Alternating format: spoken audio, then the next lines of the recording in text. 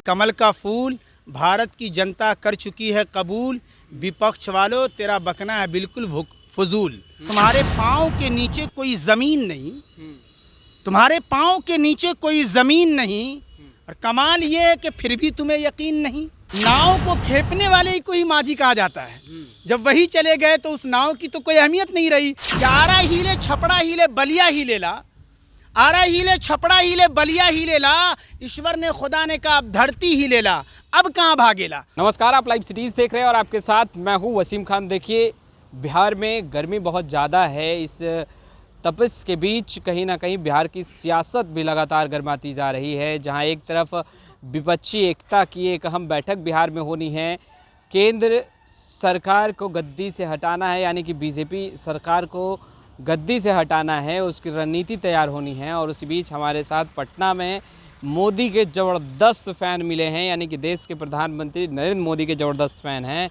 क्या नाम हुआ आपका? मेरा नाम मोहम्मद आसिम भारती है। जहां बिहार में विपक्षी दलों की बैठक हो रही है, मोदी जी को उखाड़ फेंकने की बात हो रही है कि उनको सत्ता से हटाना है। आपने भी सुन रखा होगा 19 में ख़ास के ये जुमला दिया गया था और ये जुमला अभी जारी रहेगा कि मोदी है तो मुमकिन है, और आगे मैंने बढ़ाया कि मोदी को हराना मुश्किल है। इसलिए कमल का फूल भारत की जनता कर चुकी है कबूल। विपक्ष वालों तेरा बकना है बिल्कुल फजूल। और प्रधानमंत्री मोदी जी ने अभी लोकसभा में जो एक शेर कहा था विपक्ष वालों को सामने रखिए, और वही शेर विपक्ष वालों को दे रहा हूँ कि प्रधानमंत्री जी ने कहा कि तुम्हारे पाँव के नीचे कोई ज़मीन नहीं, तुम्हारे पाँव के नीचे कोई ज़मीन नहीं, और कमाल ये है कि फिर भी तुम्हें यकीन नहीं। और जिसका उदाहरण आज बिहार से भी दिया जा सकता है कि गठबंधन जहाँ तक तैयार कर रहे थे, उस गठबंधन से माझी जी का ही चला जाना, यूँ समझिए आइए कि नाव को खेपने वाले को ही माझी कहा जाता है। जब वही चले गए तो उस नाव की तो कोई अहमियत नहीं रही। यकीनन उसमें सब कोई भी उसमें खेपने वाले नहीं माने जाएंगे। तो यकीनन ऐसे उम्र दराज को खुद ही बिहार से ऑनलाइन मैं आपके जुमले ये कह सकता हूँ कि अभी देश में और दुनिया में नंबर 1 कोई नेता है तो उसका नाम नरेंद्र मोदी जी है। इसलिए मैंने एक शेर कहा है कि जो देखता है पीएम मोदी वही बोलने का आदी है, जो देखता है पीएम मोदी वही बोलने का आदी है। इस वक्त विश्व दुनिया की सियासत का जो सबसे बड़ा खिलाड़ी है उसका नाम नरेंद्र मोदी है।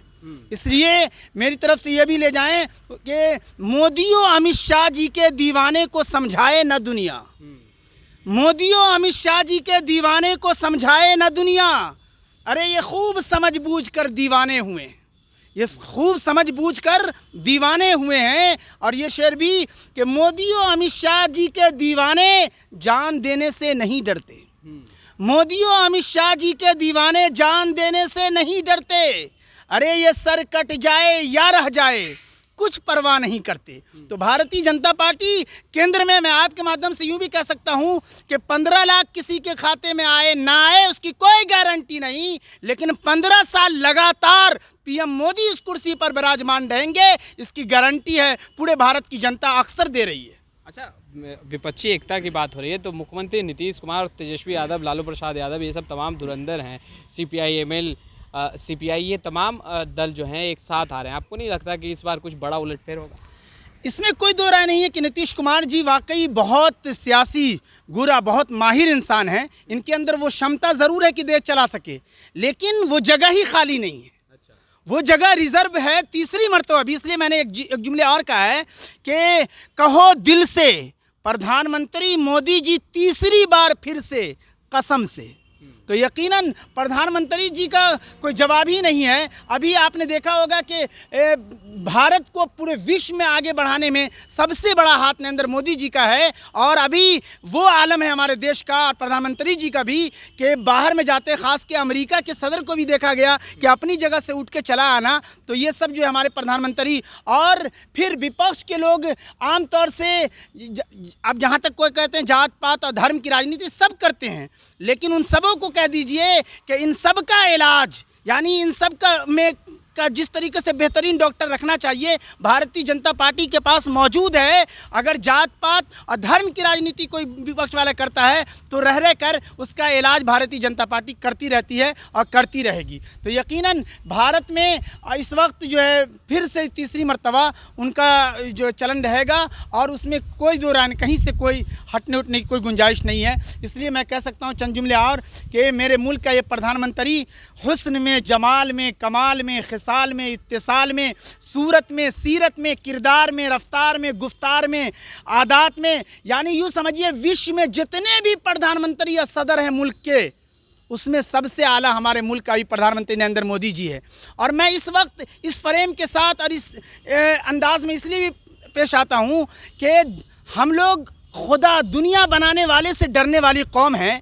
इसको कुछ लोग भारतीय जनता पार्टी और नरेंद्र मोदी, अमित शाह जी का खौफ दिखाती रहती है। मैं कहता हूँ हरगिज़ नहीं, कोई को भी किसी को कोई डरने की ज़रूरत नहीं है, क्योंकि मुल्क को चलाना है। और अगर धार्मिक आदमी कोई भी है या धर्म पर किसी धर्म का रहने वाला है उसका ताल्लुक दुनिया बनाने वाले से होता है। इसलिए मैं एक जुमले और कहता हूँ कि आरा हिले छपड़ा हिले बलिया ही ले ला, आरा हिले छपड़ा हिले बलिया ही ले ला, ईश्वर ने खुदा ने कहा अब धरती ही ले ला, अब कहाँ भागेला। इस वक्त नफ़रत फैलाने में भारत के अक्सर, चाहे वो राज्य की सरकारें हों या देश की जो पूर्व की सरकारें कांग्रेस वगैरह, ये सब भी कम नहीं है।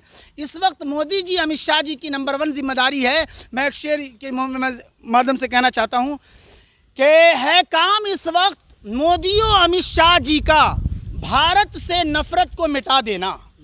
है काम इस वक्त मोदी और अमित शाह जी का भारत से नफ़रत को मिटा देना, एक प्यार और मोहब्बत का पूरे भारत में माहौल बना देना। और जहाँ तक सियासत कह रहे हैं तो इस वक्त देश, दुनिया और राज्य में गंदी सियासत चल रही है। डरने की किसी को ज़रूरत नहीं है। सबका पैदा करने वाला, दुनिया बनाने वाला खुदा अल्लाह ईश्वर है। इसलिए एक शेर आखिरी में ले जाइए कि सियासत को लहू पीने की लत है, सियासत को लहू पीने की लत है, अरे वगरना मुल्क में सब खैरियत है। और भारतीय जनता पार्टी का भी ये मिशन है कि सबसे मिलो, किसी से ना नफरत किया करो, इंसान हो इंसान की खिदमत किया करो। तो आपने सुना किस तरीके से देश के प्रधानमंत्री नरेंद्र मोदी की जमकर तारीफ कर रहे हैं और शायरी पर शायरी जो है वो उन पर पेश भी कर रहे हैं। खैर, इस वीडियो में इतना ही। आपका बहुत बहुत शुक्रिया।